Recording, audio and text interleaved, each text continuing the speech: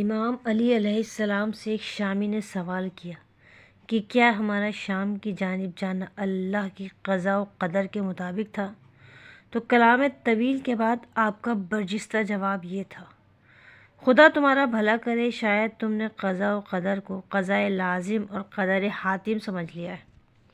اور اگر ایسا ہی ہوتا جیسے تم سمجھے ہو تو جزا و سزا کا مقصد ہی فوت ہو جاتا،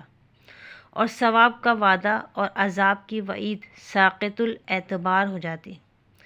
سچی بات یہ ہے کہ اللہ سبحانہ نے اپنے بندوں کو اختیار دے کر کرنے کی باتوں کا حکم دیا ہے اور خطرے سے آگاہ کر کے نہ کرنے کی باتوں سے منع فرمایا ہے۔ تکلیف دی تو آسان کاموں کی، ایسے کام کرنے کی تکلیف نہیں دی جن کا ذکر کرنا دشوار ہو، اور قلیل کارگزاری پر کثیر اجر عطا فرمایا۔ اس کی نافرمانی کی گئی تو اس لیے نہیں کہ وہ مغلوب ہے اور نافرمانی سے روک نہیں سکتا، اور اس کی اطاعت کی گئی تو اس لیے نہیں کہ جبراً اطاعت کرائے۔ اس نے انبیاء کو بے مقصد نہیں بھیجا اور بندوں کے لیے کتاب کو بیکار سمجھ کر نہیں اتارا،